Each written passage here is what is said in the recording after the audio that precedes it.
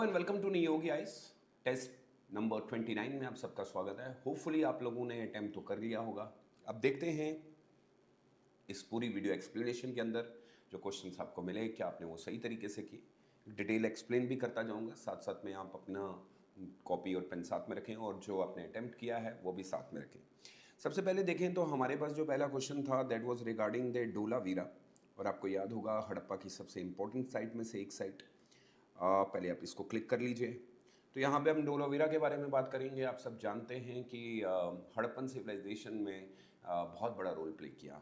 कहता है कि अगर मैं पहली स्टेटमेंट पढ़ूँ, the site is located on the Khadir island in the Gujarat, Rann of Kutch lying almost on the Tropic of Cancer. अब थोड़ा सा क्या देखने को मिलेगा आपको कि इन्होंने हिस्ट्री को थोड़ा सा जियो के साथ अटैच करके देखा है। और प्योरली क्लास 6 के एनसीईआरटी में आपको जब हम डोलावीरा के बारे में या लोथल के बारे में पढ़ते हैं तो इनिशियली स्टेज में हमें ये पॉइंट वहाँ पे भी मिल जाता है।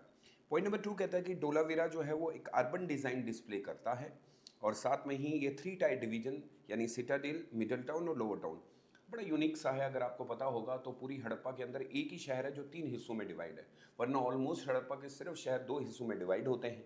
तो यहाँ पे भी ये पॉइंट क्लियर हो जाता है कि डोलावीरा को 3 हिस्सों में डिवाइड किया जाता है। प्रीलिम्स के लिए याद रखिएगा, वरना ज़्यादातर डोलावीरा हमें या हड़प्पा की सिविलाइजेशन एक हम कहते हैं सिटाडेल यानी कि अपर टाउन और एक होता है लोअर टाउन जहाँ पे कॉमन लोग रहते हैं, लेकिन डोलावीरा एक्सेप्शनल केस है और कहीं पे नहीं मिलता है। तीसरा कहता है कि अगर आप देखेंगे तो यहाँ पे हमें मैस्यू स्टोन बिल्ड्स वाटर रेजर्वियर्स मिले हैं, और आप सब जानते हैं कि गुजरात या आप डोलावीरा की बात करेंगे तो अपने वाटर रिजर्वेयर के लिए बहुत ज़्यादा जाने जाते थे। कहा यह जाता था कि ये पानी बाद में रेन वाटर हार्वेस्टिंग या उन जगहों पे, क्योंकि ज़्यादातर हड़प्पा के लोग वहाँ रहते थे जहाँ पानी की बहुत कमी थी, तो हो सकता है कि उन्होंने अपने एग्रीकल्चर पर्पज़ के लिए यूज़ किया हो। 2021 के अंदर यूनेस्को ने डोलावीरा को वर्ल्ड हेरिटेज साइट में इट्स एक्सेप्शनली प्रिजर्वेशन करने की बात की, क्योंकि यूनिक है। तो डेफिनेटली अगर आप देखेंगे तो all these statements are true because ये सारा मैच करता है हमारे डोलावीरा के साथ। तो हम इसके आंसर में डी को क्लिक करेंगे तो होपफुली आपने डी ही मार्क किया होगा, और उम्मीद है कि इस तरीके से अगर आप पढ़ेंगे तो आपका रिवीजन भी हो जाएगा। So now moving toward the question number 2, with reference to the ancient site of Chandarkata Guru, it's like very important for the prelims examination। अगर आपको याद होगा रिसेंटली यूपीएससी ने इस पे क्वेश्चन भी पूछा था। लोकेटेड ऑन द माउथ, एक match of the following question बना है। फिर से इन्होंने जियो के साथ, महानदी रिवर के साथ, प्रेजेंट डे उड़ीसा जिसको उत्तकाला भी कहा जाता है, एंशियंट नाम है। एक इंपॉर्टेंट पोर्ट टाउन हुआ करता था, और हम सब जानते हैं हिस्ट्री के अंदर ज़्यादातर हमसे यूपीएससी जो पूछने की कोशिश करता है वो यही होता है कि कहाँ कहाँ पे बंदरगाह वगैरह हुआ करते थे। साइट रिनाउ की गई थी क्योंकि इसके अंदर हमें कुछ टेरिकोटा फिगर्स मिले हैं, फिगरीन्स, स्पेशली हमें फीमेल फिगर मिली है और उनका हेयर स्टाइल एंड ऑर्नामेंट्स। तो अगर आपको याद होगा इन सारी चीज़ों को हम हड़प्पा के अंदर में भी पढ़ते हैं। तीसरा वो कहता है कि इंस्क्रिप्शन जो है वो हमें ब्राह्मी में और खरोष्टी स्क्रिप्ट में भी मिली है। अब आप जरा देख लीजिएगा इस इंस्क्रिप्शन को हम किस तरीके से सही तरीके से पढ़ते हैं। सबसे पहले जो फर्स्ट पॉइंट है वो मैच नहीं करता है, क्योंकि अगर आपको याद होगा हमारे ये लोकेटेड उड़ीसा के अंदर नहीं है, nor it's near to the Mahanadi River, it's situated in the North 24 Pargana district of West Bengal। तो अगर आपको ये देखना होगा तो इसको WB याद रखेंगे। ऑलरेडी यूपीएससी का वेबसाइट के अंदर में भी इसका दिया हुआ है, तो पहला मैच नहीं करेगा।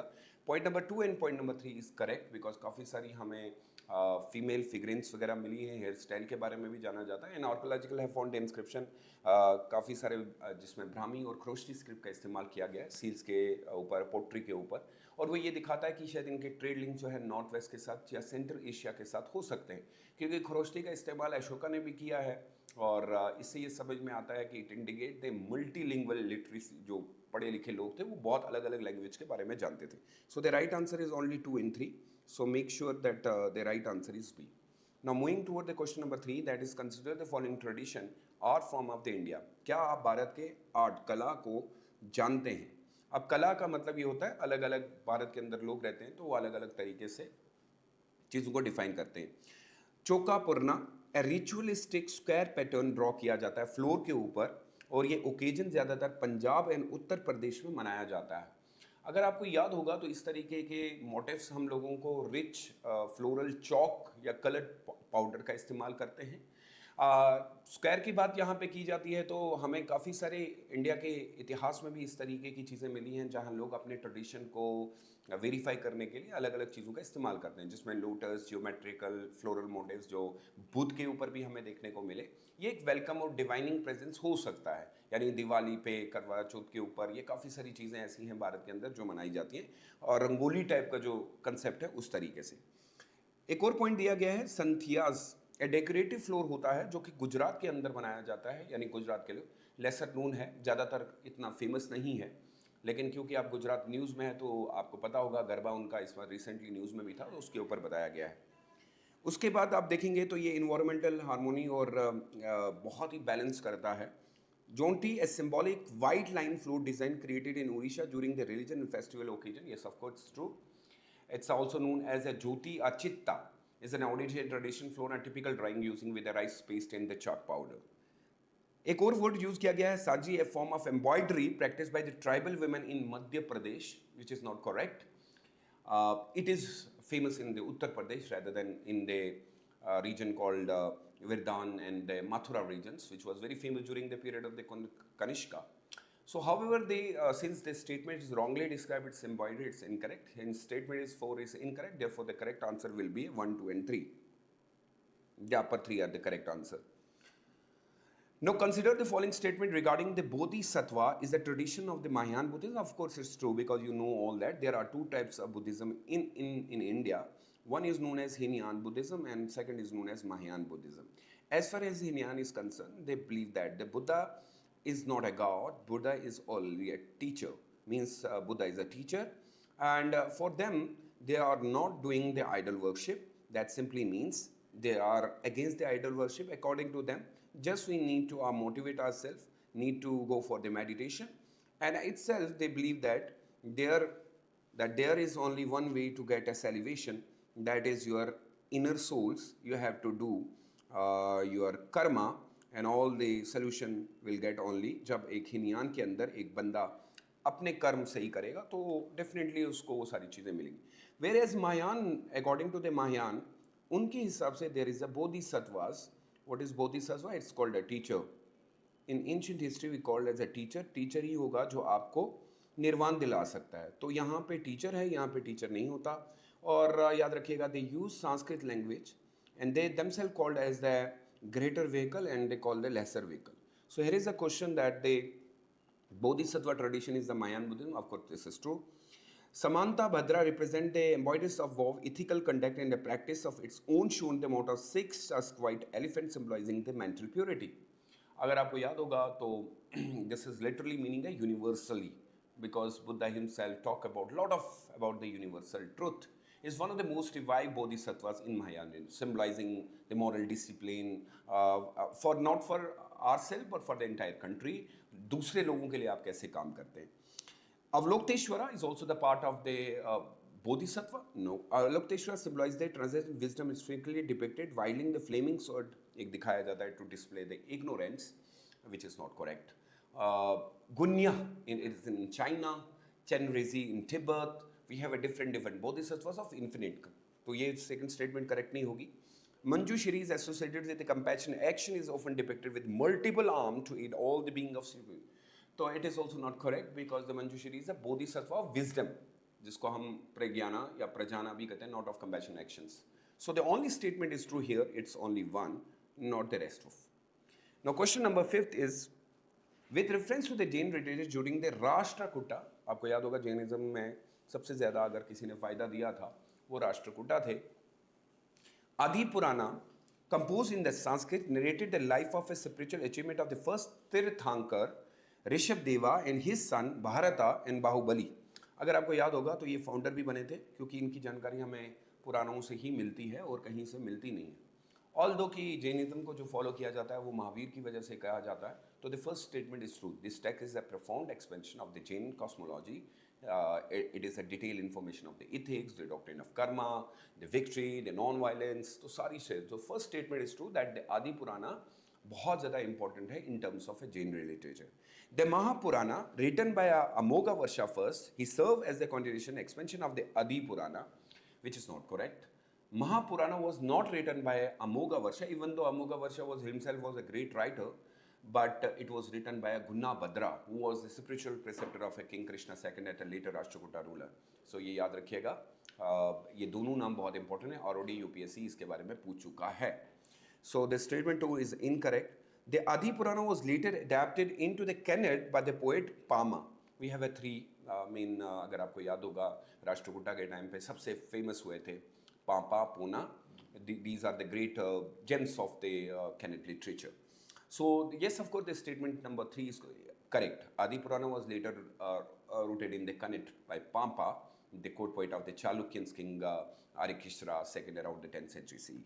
So the right answer is only 1 and 3, which means the right answer is B.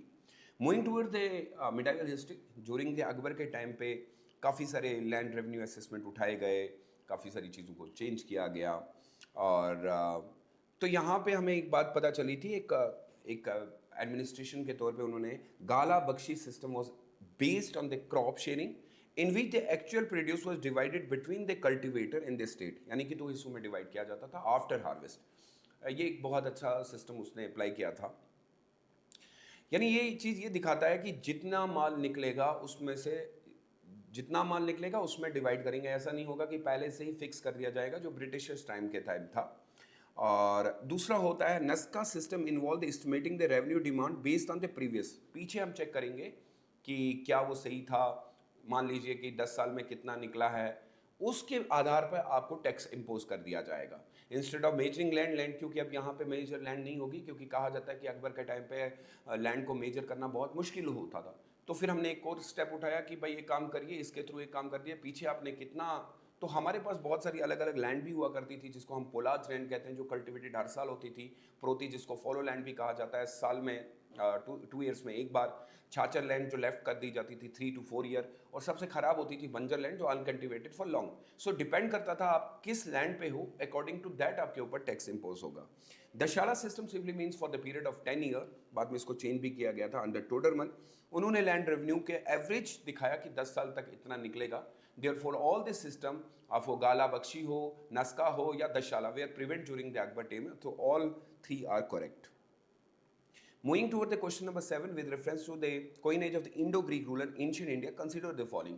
आपको याद होगा भारत के अंदर इंडो ग्रीक्स तब आए थे जब यहाँ पे इंडिया के अंदर पाटलिपुत्रा के अंदर शुंगा रूल किया करते थे. तो इंडो ग्रीक्स ही पहले थे जिन्होंने भारत को इन्वेड किया था. इंडो ग्रीक का रूलर आपको याद होगा डेमेट्रस हुआ करता था, और काफ़ी सारी लड़ाइयाँ इनकी जो है इंडिया में होती रही. यही वो लोग हैं, याद होगा कि आपको अफगानिस्तान के रीजन में इन्होंने कंट्रोल किया.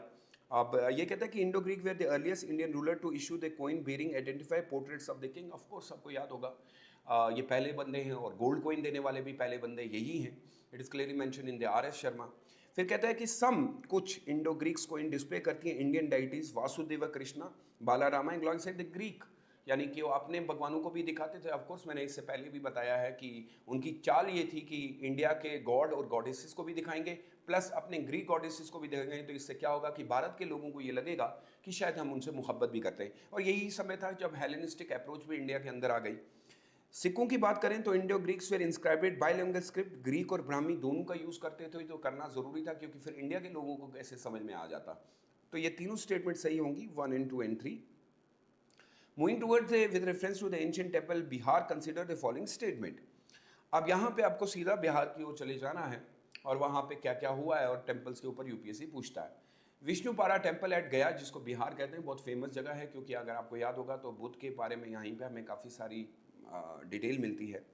Dedicated to a Lord Vishnu was reconstructed under the pattern of Queen Ahilyabai Holkar in the 18th century common era. So ये पॉइंट ज़रा समझ लीजिएगा, ये रीबिल्ड हुआ है, इसको हम कह सकते हैं दोबारा. तो उसके अंदर काफ़ी सारे, इंदौर के अंदर 1786 में ही was known for renovating the several major Hindu temple across India including the Kashi Vishwanath, Varanasi, Somnath temple. और स्ट्रक्चर जो है granite stone block joint by iron clamp से बनाया गया है. ये आर्किटेक्चर का एक पीरियड ऐसा दिखाया जाता है जब मराठाओं ने अपने आर्ट को बहुत ज़्यादा फ्लोरिश किया, क्योंकि मेनली मराठा एरा का टाइम जो है वो वॉर के अंदर बहुत ज़्यादा गया है. दूसरा टेम्पल कहता है situated on the bank of a Phalgu river in Gaya, जो कि रिसेंटली न्यूज़ में भी है. ऑफ कोर्स आपको याद होगा ये रिवर बहुत इंपॉर्टेंट है बुद्धिस्ट के लिए भी, क्योंकि बुद्ध से रिलेटेड है। और इसके अंदर हमें ये भी पता चलता है कि आज भी काफ़ी सारे रिचुअल्स जो हैं वो यहाँ पे होते हैं। और द टेम्पल एंश्योर की धर्मशाला शिला और एक अगर याद होगा तो इसमें भी काले स्टोन का इस्तेमाल किया गया है और फुटप्रिंट दिखाए गए हैं लॉर्ड विष्णु के, symbolise the spot where the Vishnu severed and the demons. तो काफ़ी सारी चीज़ें वहाँ पे आपको कार्विंग के तौर पे देखने को मिलती है। महाबोधि टेम्पल जो कि बोध गया में बना है, अगर आपको याद होगा, ये साइट है गौतम बुद्धा की। यहीं पे एनलाइटमेंट मिला था बुद्धा को, और ओरिजिनली जो एम्पर अशोका ने बनाया, बट उसके बाद ओरिजिनली हमें मिला नहीं, क्योंकि उसके बाद शुंग डायनेस्टी के टाइम पे काफ़ी सारी चीज़ें टूट गई। ये दिखाता है कि मौर्यन पीरियड के अंदर ईंट का इस्तेमाल ज़्यादा होता था, लेकिन बाद में अगर अग्निमित्रा की बात करें तो उसने इसमें स्टोन का इस्तेमाल किया, और टेम्पल जो है वो यूनेस्को वर्ल्ड हेरिटेज साइट बना था 2002 में। So all the statement 3 is correct. Now moving toward the question number 9 with reference to the Bhakti tradition in the South India। अगर आपको याद होगा तो भक्ति सबसे पहले शुरुआत साउथ इंडिया में हुई, later it move to the north India. कहते हैं शंकराचार्य ने सबसे ज़्यादा ये बताया था कि ट्रू लिबरेशन यानी जिसको हम मोक्ष कहते हैं अचीव होगी जब एक बंदा अपना सेल्फ रियलाइज करेगा, और सेल्फ रियलाइज इन नॉलेज, ज्ञान जिसे कहेंगे, as ignorance is the root cause. तो यहाँ पे आप समझ लीजिए कि शंकराचार्य इस तरीके की बात क्या बोल रहे हैं, वो पॉइंट समझिए। उनके अकॉर्डिंग एक बंदा है जिसको गॉड तक पहुंचना है, तो गॉड तक अगर पहुंचना है तो उसका एक सिंपल वे है कि वो गॉड तक कैसे पहुंचेगा। तो एक होता है इंडिविजुअल सोल, एक होता है यूनिवर्सल सोल।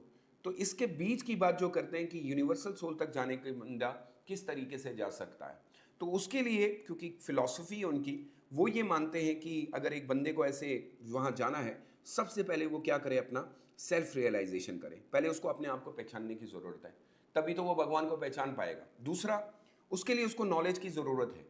तो यहाँ पे ये पीछे ये बात बता रहा है कि गॉड तक पहुँचने के फिर 2 ही रीज़न हो गए। एक तो सेल्फ करना पड़ेगा कि मैं ठीक हूँ, क्या मैं गलत बातें तो नहीं करता हूँ, क्या मेरे अंदर किसी के लिए कोई बुरी सोच तो नहीं है।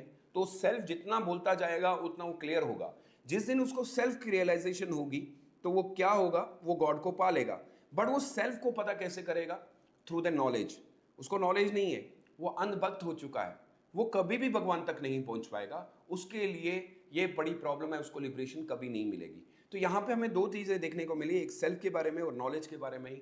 ये वे है फॉर, क्योंकि शंकराचार्य ये मानते थे कि हिंदुइज्म के अंदर काफ़ी सारे ऐसी चीज़ें आ चुकी हैं जो हिंदुइज्म के अंदर लिखी गई नहीं है। सो फिर सिंपल से याद रखेंगे, he believe the individual soul called atman. एक होता है इंडिविजुअल सोल, एक होता है यूनिवर्सल सोल। लेकिन याद रखना, इंडिविजुअल सोल कभी भी यूनिवर्सल सोल तक नहीं पहुंच पाएगा अगर उसके पास सेल्फ रियलाइजेशन नहीं है, और ना ही उसको ये पता है कि किस तरीके से हमें भक्ति करनी पड़ेगी। उसके लिए उसको ज्ञान की जरूरत है, मतलब नॉलेज ही नहीं है। नॉलेज का मतलब यहाँ पे क्लियर कर लीजिएगा, नॉलेज का मतलब ट्रू नॉलेज। ट्रू नॉलेज का मतलब वो नॉलेज जो किताबों में लिखी गई है, और उसको पता होना चाहिए गॉड इन द वर्ल्ड, और उसको मानना पड़ेगा कि दुनिया माया है, ये खत्म हो जाने वाली है और एक दिन आपको मरना है। और जिस दिन वो ये कह देगा कि मुझे पता चल गया, माया मतलब ये दुनिया जो है ये तो बस आपके लिए ऐसे बना दी गई है ताकि आप बिजी रहे। जिस दिन आपको क्लियर होगा तो आप मटेरियलिस्टिक चीजों से दूर जाएंगे। उनके अकॉर्डिंग ये था कि नॉलेज ही एक ऐसा तरीका है जो आपको इग्नोरेंस से दूर करेगा, मोक्ष पाएगा।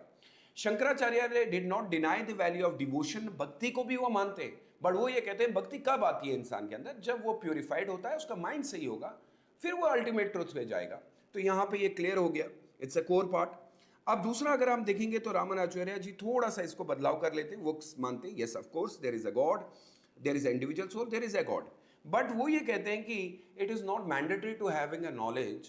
नॉलेज तो फिर रावण के पास भी थी, वो ये मानते हैं। तो वो ये कहते हैं कि भक्ति इज मोर इंपॉर्टेंट। भक्ति का मतलब यहाँ पे उन्होंने क्या किया, let's have a complete surrender. आओ तुम लोग कह दो कि वो भगवान एक है और उसके अलावा कोई नहीं है, कोई नहीं है, कोई नहीं है। मीन्स पॉइंट्स आर, भक्ति है और प्राप्ति है, means there is a god. But अगर तुम्हारा सर कहीं और झुक रहा है, तुम किसी और से मांग रहे हो, तो वो भगवान तुम्हें कुछ भी नहीं देगा। रिपीटिंग अगेन, तो ये एक कंसेप्ट था कि तुम्हें भक्ति करनी पड़ेगी, डिवोशन, सरेंडर। और ये आपको पता होगा गीता का पहला श्लोक भी यही है कि सरेंडर कर दो तुम अपने आप को उस गॉड को, और कह दो उस गॉड से कि तुम ही पालने वाले हो, तुम ही सब कुछ देने वाले हो, और वही बेस्ट सेलिब्रेशन है। यदि तुमने बीच में किसी को पाया या रखा तो दिक्कत होगी। ही एम्फसाइज्ड दैट भक्ति वाज ओपन टू ऑल। अगर छोटी जात का भी है, बड़ी जात का भी है, सब आ सकते हैं। हिंस द स्टेटमेंट नंबर 2, आप ये कह सकते हैं दोनों सही बोल रहे थे, लेकिन अपना अपना वे था बोलने का. Both Shankaracharya and Ramanujara considered ritual and caste is essential for identity. No, not at all. It's incorrect. वो तो इनके खिलाफ थे. वो कहते थे रिचुअल करने वाले लोग ही तो खराब कर रहे हैं. वो ये मानते थे जिन्होंने कास्ट ये सारी चीजें, भगवान को ये सारी चीजों की जरूरत कहाँ है? वो थोड़ी ना, वो तो तुम्हारी इनर क्वालिटीज को देखता है. वो तुम्हारी इन रिचुअलिज्म को करके क्या करेगा? So statement number 3 is incorrect. Only statement number 1 and 2 is correct. Now moving toward the question number 10, अगर आप देखेंगे तो ये मौर्यन एडमिनिस्ट्रेशन के बारे में पूछता है. मौर्यन एडमिनिस्ट्रेशन के बारे में हमें दो बुक्स से पता चलता है, एक इंडिका और एक हमारी अर्थशास्त्र. इसमें लिखता है कि द मौर्यन रूलर ने अडॉप्ट किया था डिवाइन टाइटल जिनका नाम देवनम प्रिया था, यानी कि वो कहते थे कि हम इनकारनेशन ऑफ गॉड हैं. तो आपको याद होगा कि अशोका के हमें मास्की में काफ़ी सारे पत्थर मिले, उनके अंदर में भी ये वर्ड यूज़ हुआ है. इसका मतलब होता है बिलाउड टू द गॉड, आप बिलाउड ऑफ द गॉड. तो टाइटल इवन दो अगर आप मानेंगे तो सन ऑफ गॉड भी कह सकते हैं. Much later by Kushan rulers ने भी यूज़ किया, कनिष्का के टाइम पे यूज़ हुआ. अब यहाँ पे एक बहुत आपको बहुत अच्छी याद रखनी पड़ेगी. इसके अंदर दो टर्म्स हैं. The title Devanampriya means beloved of the god which was use by Ashoka not as a claim of divinity. अब हम इसको इस तरीके से, क्या इसके अंदर ये वाला वर्ड देखिएगा, ये सही है, ये टर्म यूज किया गया, बट इधर होता है incarnation of God. Incarnation of God का मतलब भगवान की परछाई. तो दो टर्म्स याद रखिएगा, ट्विस्टेड होगा. अगर अशोका को आप मानते हैं जो उन्होंने अपने पत्थर में लिखा है, तो आप ये मानेंगे मैं वो हूं जो बिलाउड ऑफ द गॉड्स हूं, क्योंकि उन्होंने जो अपने रॉक एडिक्ट नंबर 13 में मेंशन किया, तो वो सही है. लेकिन अब इसको जरा दूसरे फॉर्म में देखते हैं. क्या ये डिविनिटी को दिखाता है? क्या ये इनकारनेशन को दिखाता है? तो नहीं. इनकारनेशन ये कुशान को दिखाता है, क्योंकि कुशान के लोग ये मानते थे कि हमें भगवान ने भेजा है. तो यहाँ स्टेटमेंट नंबर 1 इज इनकरेक्ट हम मान सकते हैं, but the half statement is true, half statement is incorrect. Whereas in statement number 2, Mauryan official received their reimbursement promptly on the payment. Yes, of course, अगर आपको याद होगा तो पेमेंट वगैरह की बहुत ज़्यादा बात की गई, और कैश के अंदर, क्योंकि वहाँ पे ऑफिशियली रिसीव किया करते थे. The Mauryan state describes in the Arthashastra permitted the use of capital punishment for certain offences. Of course, true. Yes, the right answer is only one. तो statement number 1 and statement number 2 is incorrect. Statement के हिसाब से the only statement true is the third. The Mauryan state described in the Arthashastra as a permitted to use of the capital punishment for certain reasons. Whereas the Mauryan official received their, ऐसा नहीं है, primarily in the form of land नहीं दी जाती थी, ज़्यादातर cash payment होती थी, क्योंकि पंच मार्केट कॉइन्स आ चुके थे. तो याद रखिएगा only one is incorrect, only one is the right answer. Means ऊपर की 3 स्टेटमेंट सिर्फ एक ही स्टेटमेंट सही है. ये नया फॉर्म है यूपीएससी का, यानी 3 स्टेटमेंट से कितनी स्टेटमेंट सही है? तो एक स्टेटमेंट सही है, वो कौन सी स्टेटमेंट है? Statement number 3. Moving toward the question number 11, with reference to the Satvahana dynasty which were ruling in the Deccan region, the term Kataka and Skandavara are used in the ancient inscription. The term family refers to what? तो सतवंश अगर आपको याद होगा तो इनका साकाज लोगों के साथ काफ़ी ज़्यादा लड़ाई हुई थी. इनके फाउंडर बुल्ली पुच्चा थे, जिनको हम सिमुका भी कहते हैं, बट सबसे इंपॉर्टेंट रूलर इनके गौतमी पुत्रा सतकर्णी बने थे, और एक बहुत टाइम तक रूल किया. अच्छा, इनका एक फॉर्म याद रखिएगा, इन्होंने गोल्ड कॉइन्स नहीं दिए, लेड कॉइन्स के बारे में, और संस्कृत का भी इस्तेमाल करते थे. They were tolerant toward Buddhism, but Brahmanical order को फॉलो करते थे. अब पहला पॉइंट आप याद रख लीजिएगा, फोर्टिफाइड सिटी होती थी serve as permanent capital of Satavahana rulers. तो ऐसा बिल्कुल भी नहीं है. दूसरी चीज़ याद रख लीजिएगा कि इनका प्रतिष्ठाना या पाइथन्स, ये सारी चीज़ें हमें बहुत इंपॉर्टेंट लगी थी. वास्ट रीजन को रूल किया करते थे. The rule marked the transition from Mauryan administration to the form of a recognized system. Now the word Kataka, जो ऊपर शब्द दिया गया है, in Skandavara, frequently found in Satwan inscription, refer to a temporary royal camp of a military camp administration center. Though they were not permanent capital, but mobilized headquarter हुआ करता था एक जगह से दूसरा. So whenever the king stay in this Skandavara or Kataka, it functioned the seat of like a administration. बड़ा आता था, बाकी उसके इर्द गिर्द में रहते थे. So what this word is basically used in the entire inscription is goes to this part, that it is known as a military camp. So Kataka is a military camp. याद रखिएगा, एक term दिया गया है. So the right answer is D. Now moving toward the question number 12, match of the following. Consider the following pair with reference to the important inscription we have found. Hathi Gumfa inscription, बहुत famous है. Hathi Gumfa inscription mention the restoration of Jinnah, means the image, and provide the earliest epigraphy evidence of the Jain image worship.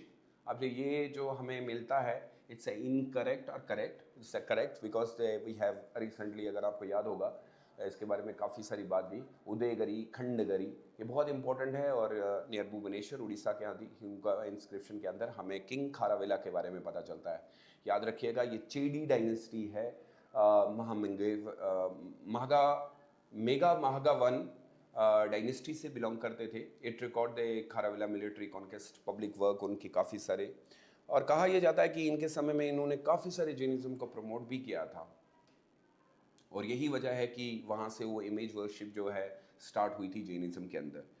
और अब तक inscription, ये already UPSC का question पूछा गया है, करेक्ट है। Discover in the Afghanistan regions Greco Bactrian language use Greek scripts, तो ये कनिष्का के बारे में हमें काफ़ी कुछ बताती है। Popular inscription record the 3 generation of Chera rulers, they were ruling in the early Tamil history, very important अगर आपको याद होगा। It's inscription written in the Tamil Brahmi falls near Karur, it's in Tamil Nadu. It's incorrect. It recorded a journal of generation of the Chera king, not the Cholas or the Pandyas. तो ये हमें ये वाली जो है ये मैच नहीं कर रही है, but the rest of the 2 are matching perfectly. So the right answer is only 2, यानी ऊपर सिर्फ 2 मैच हो रही हैं। With reference to the non-cooperation movement 1920, के ऊपर एक वीडियो भी मैंने अपलोड किया 1920 से 22 तक। कहता है कि इंडिया बिजनेस कमिटीज ने गांधी जी का खुल के सपोर्ट किया था जब बाइकआउट ऑफ ब्रिटिश गुड के बारे में बात हुई थी during the non cooperation movement. तो गांधी को उस समय क्योंकि मेंटली और सारी चीज़ें तो थी, बट इंपॉर्टेंट ये था कि क्या गांधी जी के साथ बाकी के बिजनेस में वाले लोग जुड़ेंगे या नहीं जुड़ेंगे। दूसरा कह रहा है स्टेटमेंट नंबर 2 है, इंडिया बिजनेस जो है gain commercially from the promote of the swadeshi product during the non coop, which of the following statement is are true. Statement 1 is correct but statement 2 is incorrect, नहीं। Statement 1 is incorrect but statement 2 is correct, नहीं। Both the statement first and statement is second are correct and the statement second explain the statement number first. Of course this is true क्योंकि both statements are true और statement number second explain करती है statement number first को, यानी कि match कर रही है। Moving toward the question number 14, that is the with reference to the major Harappan site river को associate, तो यहाँ फिर से जियो जोड़ा है। चांदोदोरो बहुत छोटी सी एक हमारे पास रिवर हुआ करती थी। इंडस वैली सिविलाइजेशन में जितनी भी आपको साइट्स मिलेंगी वो नदियों के पास ही मिलती थी, और यही वजह है। वो गागर हाकरा की बात कर रहे, सिंधु नदी की बात कर ले, सरस्वती की बात, तो मेजर यही एरियाज थे जहाँ पे, क्योंकि एग्रीकल्चर का काम होता था। तो ये ये इंडस रिवर लोकेशन इसकी सिंध प्रोविंस पाकिस्तान है। इसको एनसी मजुमदार ने एक्सक्वेट किया था, यहीं से हमें काफ़ी सारी। तो कालीबंगन गागर हाकरा रिवर करेक्ट है, लोकेशन राजस्थान होगी। और इसको एक्सपेक्ट किया था बीबी लाल 1961 के अंदर। यहाँ से प्लग फील्ड हमें देखने को मिला, यानी कि क्रॉप रोटेशन के बारे में काफ़ी सारी चीज़ें हुई। सो करेक्टली लोकेट करेगा। बानावाली सरस्वती रिवर है, इनकरेक्ट है ये। बानावाली सरस्वती रिवर इनकरेक्ट है ये, बिकॉज अगर आप देखेंगे ये हरियाणा के फतेहाबाद डिस्ट्रिक्ट के अंदर एक्सक्वेट करते हैं। RS बिस्ट बहुत इंपॉर्टेंट है। ये रिवर जो है associated river part of the गागर हाकरा, नॉट द लूनी और इंडस। बहुत सारी चीज़ें हमें यहाँ पे भी मिली। How many pairs are givens are correct, how many pairs, तो ऊपर के 2 हमें मिल रहे हैं। So only the 2 are mentioning the correctly, but the rest is not correct. Which one of the following ruler of the Gurjara Pratihara dynasty consolidated the political power in North India, established the Kannauj as the imperial capital, initiated the long drawn tripartite struggle with the Palas? There are तो tripartite struggle का मतलब यहाँ 3 है। गुर्जारा ये पालास है, these are the Gurjara Pratiharas, and these are the Rashtrakutas. So 3, it's called a tripartite struggle, means triangle, 3 लड़ रहे थे। तो उसमें से गुर्जारा प्रतिहारास, जिनको बाद में हम राजपूत के पाउंड से भी मानते हैं। तो अगर आपको याद होगा, इट्स अ वस्त राजा नागभट्टा सेकंड, मीरा बोजा नागभट्टा, तो right answer is a. Which of the following ruler Gurjara Pratihara dynasty politically power north India के अंदर एस्टेब्लिश किया था। सो याद रखिएगा, गुर्जारा प्रतिहारा डायनेस्टी नागभट्टा फर्स्ट ने एस्टेब्लिश की थी। वस्त राजा इसके सक्सेसर बने थे। काफ़ी सारी लड़ाइयाँ उस समय राष्ट्रकूटा क्योंकि कनौज के लिए हो रही थी। Now moving toward the question number 16 with reference to Indian classical music, consider the following राग। कौन कौन से राग यूज होते हैं? Sindhu, बेहरावी, Todi, Khamaj. How many of the above primarily associated with the Hindustani system of classical musics? So all 3, because India classical music broadly divided into 2 main tradition. हिंदुस्तानी होता है north Indian, class Carnatic होता है साउथ इंडियन। कहा यह जाता है कि हिंदुस्तानी मिक्सचर है क्योंकि ये प्योर फॉर्म में नहीं है, क्योंकि इसमें बहुत सारी चीज़ें अलग हैं, गज़ल है, बहुत सिस्टम शेयर सेम बट अलग अलग है। वहीं पे अगर हम देखें तो हिंदुस्तानी क्लासिक के अंदर काफ़ी सारी चीज़ों को इनोवेट किया गया, लेकिन इंडिया ये मानता है कि जो रियल अगर इंडिया का कोई म्यूजिक है तो वो कार्नेटिक वालों के पास है। 17 with reference to the Sangam age polity, ancients of South India considered the following statement: Kizhar, Velir and the Vendar. Sangam age जो स्टार्ट हुआ था मेगालिथिकल कल्चर के बाद, ये साउथ इंडिया के 3 डायनेस्टीज चेरा, चोलास, पांड्यास को बताती है। संगम लिटरेचर एक वैल्यूबल इन्फॉर्मेशन बताती है वहाँ की पॉलिटिकल, सोशल, इकोनॉमिक। संगम एज के पॉलिटिकल को हम बुक्स को 2 हिस्सों में बांट देते हैं, और 2 हिस्सों में हमारे पास टोटल 36 बुक्स हैं, और उसमें से भी हमारे पास जो 18 बुक्स हैं वो मेजर हैं, 18 स्मॉल हैं। जो 18 मेजर बुक्स हैं उसको अगर आप देखेंगे 8 को इत्तुगोई कहा जाता है, और 10 जो है वो पट्टू पट्टू है, और ये दोनों बुक्स हमें काफ़ी सारी जानकारी वहाँ की देती हैं। तो कहते हैं कि अगर आप देखेंगे इन पॉइंट्स को, they represent different hierarchy of political authority during the Sangam period, means Kizhar, Velir and Vendar. ये जैसे इंडिया के अंदर अगर आप देखेंगे तो हमारे चीफ्स के नाम हुआ करते थे, लोकल चीफ्स के बाद में हो गए, किंग्स के नाम हो गए, तो वहाँ पे भी होता था। ये सारा चोला चेराज ने यूज़ किया है। Statement number 2 is incorrect because विंडर were the head of the tribal will know, it's only related to chief, not. Statement number 3, village chiefs generally ruled over the region with a mixed ecological zones such as forest and, of course, true. So only 1 and 3 is correct, means only 2 statements are there is correct. The statement number 1 and the statement number is 3. So B is the right answer. Moving toward the question number 18, in the context of the Indian philosophical thought that the principle of anekantavad, it's the best philosophy of Jainism, कि एक सच्चाई को हम अलग अलग प्रकार से पता कर सकते हैं। It's one of the core philosophical foundation of Jainism, emphasize कि एक चीज को आप कितने प्रकार से देखते हैं, अनेक प्रकार से, मानी एस्पेक्ट्स हो सकते हैं, और डॉक्ट्रिन भी अलग हो सकती है। जो मुझे दिख रहा है और जो आप देख रहे हैं, हमारे देखने का तरीका, तो उनके अकॉर्डिंग सच्चाई को अलग अलग प्रकार से डिवाइड किया जा सकता है। सो द फर्स्ट स्टेटमेंट वो कहता है that the believe that reality posses multiple, yes of course it can not be fully comprehensive, कि एक बंदा आके बताता है कि नहीं जो मैं देख रहा हूं वही सच है, और जो दूसरा बंदा देख रहा है उसको वो गलत कह रहा है। तो जैनिज्म कहता है कि नहीं, हर बंदे की अपनी राय हो सकती है और हर किसी को कंप्लीट ट्रुथ पता नहीं है, और जो सच्चाई सबको पता है वो तीर्थंकर से, वो हमें नहीं पता है। तो एक इंसान जिंदगी में पूरे सच को प्राप्त नहीं कर सकता।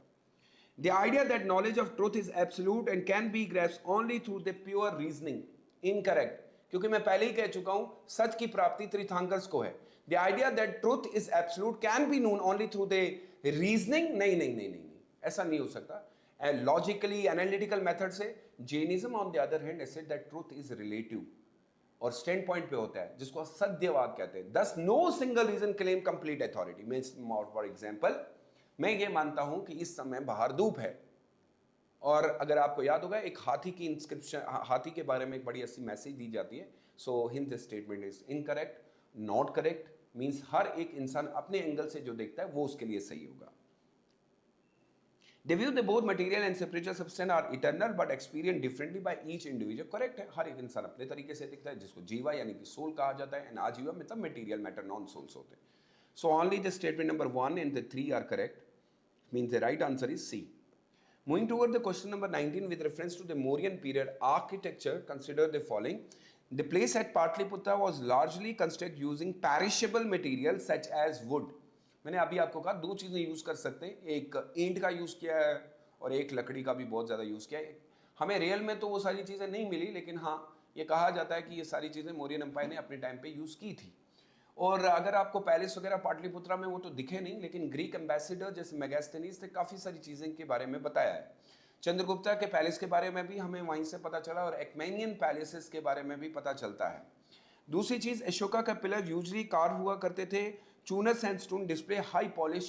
तो सही है भाई, अगर आप दुनिया में कहीं सबसे बेस्ट नॉलेज देखेंगे तो वो आपको अशोका में ही देखने को मिलेगी।